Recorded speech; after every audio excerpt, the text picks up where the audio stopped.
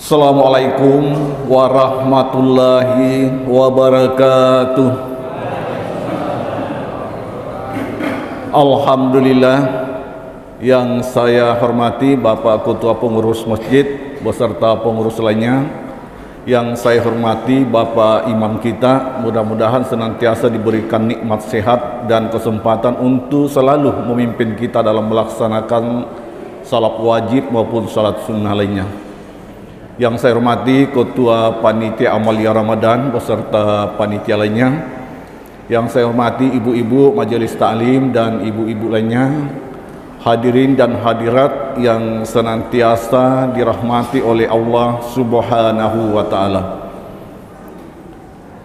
Alhamdulillahillazi arsala rasulahu bil huda wa dinil haq liyusirahu ala dini kullihi walau karihal musyrikun. Asyhadu an la ilaha illallah wahdahu la syarikalah wa asyhadu anna Muhammadan abduhu wa rasuluhu. Hadirin rahimakumullah, tidak terasa kita telah berada pada malam yang ke-19. Malam kalau dibawa ke pertandingan sepak bola, maka kita sedang berada pada semifinal. Biasanya tim-tim lemah pasti berguguran, dan hanya tim-tim kuatlah yang mampu bertahan sampai akhir pertandingan. Tetapi ini hanyalah sebagai perbandingan. Hadirin rahimakumullah, pada malam ini oleh panitia menyiapkan judul, memberikan judul, yaitu Ramadan meningkatkan silaturahmi. Judul yang saya terima tertulis dengan jelas silaturahmi, sehingga bisa saja menimbulkan suatu pertanyaan, yang benar adalah silaturahim atau silaturahmi? Karena dua kata ini sering kita pergunakan. Silaturahim bisa diartikan sila artinya hubungan, rahim kasih sayang. Bismillahirrahmanirrahim, dengan menyebut nama Allah yang Maha Pengasih lagi Maha Penyayang. Sehingga kalau dikatakan silaturahim, maka hubungan kasih sayang. Sedangkan silaturahmi kalau diartikan secara bahasa, sila artinya hubungan, rahmi bisa berarti anaknya kepala desa, kebetulan bunga desa, kebetulan sekali namanya rahmi, maka silaturahmi tetap terjalin. Tetapi hadirin rahimakumullah, beberapa akhir-akhir ini saya mencari apa sebenarnya arti silaturahmi ini. Karena kalau silaturahim sudah jelas, hubungan kasih sayang. Silaturahmi ini ternyata ada sebuah pendapat yang mengatakan bahwa rahmi itu bisa berarti penyakit yang diambil dari rahim seorang wanita yang mengakibatkan tidak bisa mengandung lagi. Itu arti rahmi. Tetapi hadirin, ada juga yang mengatakan bahwa silaturahmi maupun silaturahim itu sama maknanya, tidak ada perbedaan, yaitu hubungan kasih sayang. Hanya saja silaturahim itu berarti lebih dekat dengan istilah Arab, silaturahmi itu lebih dekat dengan bahasa Indonesia dan termasuk ejaan yang sudah disempurnakan. Jadi kita tidak mempertentangkan hal kata silaturahim dengan silaturahmi. Adapun dasar daripada silaturahim ini, Al-Quran sendiri, firman Allah Subhanahu wa taala yang diturunkan kepada baginda Rasulullah sallallahu alaihi wasallam, ada yang berbunyi seperti ini. Bismillahirrahmanirrahim. wa'tasimu bihablillahi jami'an wala tafarraqu, dan berpegang teguhlah kamu kepada tali agama Allah wala tafarraqu. Ayat ini hadirin rahimakumullah mengingatkan kepada kita bahwa kita diperintahkan untuk berpegang teguh kepada tali agama Allah. Para mufassirin sepakat bahwa yang dimaksud tali agama Allah di sini yaitu dinul Islam. Inna dina indallahil Islam.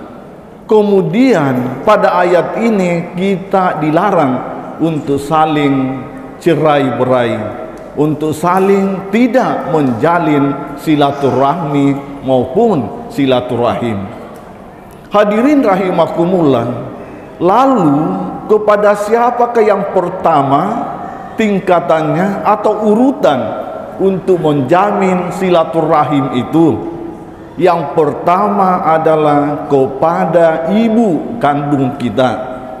Kenapa kepada ibu yang pertama dan utama?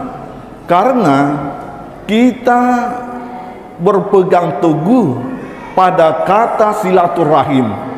Artinya bahwa Allah Subhanahu wa ta'ala sebelum kita lahir ke dunia ini, kita berada di suatu alam yang namanya alam rahim. Sungguh sangat berbahagianya seorang wanita, seorang ibu. Allah Subhanahu wa ta'ala menamai di dalam perutnya itu adalah sebuah nama Allah, salah satu nama Allah yaitu Rahim. Dan disinilah kita berada sebanyak 9 bulan atau 7 bulan berada di dalam rahim seorang ibu atau seorang wanita. Hadirin rahimakumullah, itulah sebabnya maka Al-Quran sendiri mengajarkan bahwa kita tidak boleh berkata fala taqullahuma uffin kepada mereka itu, kepada kedua orang tua kita, khususnya ibu kita. Begitu kita lahir, apa yang kita bawa dari rahim ibu? Kita membawa kabel, tali pusat. Ini adalah perbandingannya dari alam rahim. Dari rahim seorang ibu kita membawa kabel, sehingga dimanapun kita berada, yang paling merasakan apa yang kita rasakan, apa kegiatan kita, apa keadaan kita dalam keadaan senang atau dalam keadaan sedih, ibu kita pasti akan cepat merasakan bahwa anak saya di Mesir yang lagi kuliah dalam keadaan sakit, anak saya di Jayapura yang lagi mencari rezeki bersama istrinya di Jayapura dalam keadaan ketakutan. Itu hadirin rahimakumullah, kenapa ibu cepat sekali merasakan apa yang kita rasakan, keadaan kita pada saat itu? Karena kita lahir dengan membawa kabel dari rahim ibu kita yang oleh Allah Subhanahu wa ta'ala menamainya rahim, yang salah satu nama Allah disebut Rahim Maha Penyayang. Hadirin rahimakumullah, itulah sebabnya sama sekali seorang ibu yang mengandung anaknya, seberat apapun penyakit yang diderita, kalaupun dalam keadaan sakit, pasti akan selalu menyayangi kandungannya itu, tidak akan menyia-nyiakan kandungannya itu. Kenapa? Karena dia dalam posisi rahim, kasih sayang. Yang kedua rahimakumullah adalah kita dipersatukan dengan satu ikatan akidah Islamiyah, yaitu innamal mu'minuna ikhwatun fa aslihu baina ahwaikun.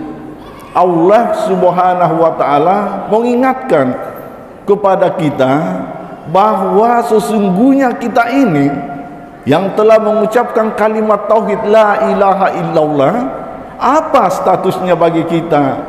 Ikhwatun fa aslihu baina ahwaikun, kalian adalah bersaudara, maka selalulah damaikan antara kedua saudaramu itu. Jika sesuatu timbul persoalan, maka segeralah untuk senantiasa fa aslihu baina ahwaikun, apapun organisasinya, apapun sukunya, dan apapun warna kulitnya, jika kita sudah diikat oleh kalimat tauhid la ilaha illallah Muhammadar Rasulullah, maka itu adalah saudara kita. Kita bersaudara, maka fa aslihu baina ahwaikun. Dengan cara bagaimana? Selalu menjalin tali silaturahmi atau tali silaturahim. Ada juga yang mengatakan bahwa silaturahim itu hubungan antara bapak, anak, saudara terdekat. Itu bisa dikatakan silaturahim karena lahir dalam keadaan satu rahim. Sehingga silaturahmi itu bisa dikatakan sebagai hubungan yang bersifat umum sesama manusia. Yang ketiga, setelah kita memperbaiki hubungan kepada ibu kita, kemudian kepada saudara-saudara kita yang seakidah, maka Allah Subhanahu wa taala mengingatkan lagi, ya ayuhan nas inna halaqnakum min sakarin wa unsa wa ja'alnakum syu'uban wa qabaila lita'arafu inna akramakum indallahi atqakum. Ayat ini mengajarkan kepada kita bagaimana kita diciptakan bersuku-suku, berbangsa-bangsa. Tujuannya apa hadirin? Lita'arafu, untuk saling kenal mengenal. Nah, untuk mencapai saling kenal mengenal, maka satu-satunya jalan yang kita tempuh, sering-seringlah melaksanakan silaturahmi atau silaturahim. Kemudian di penghujung ayat tersebut, inna akramakum indallahi atqakum, sesungguhnya orang-orang yang paling mulia di sisi Allah Subhanahu wa taala yaitu orang-orang yang bertakwa. Insya Allah, mudah-mudahan di bulan suci Ramadan ini kita senantiasa meningkatkan silaturahim kepada kedua orang tua kita, kepada saudara-saudara kita yang kebetulan berbeda daerah. Mari kita meningkatkan silaturahim.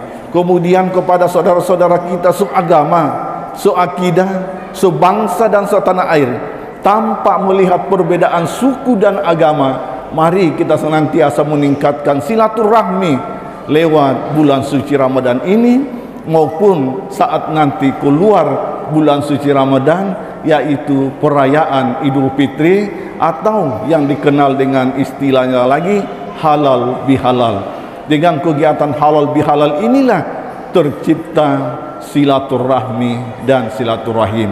Mohon maaf atas segala kekurangan. Wabillahi taufiq wal hidayah. Wassalamualaikum warahmatullahi wabarakatuh.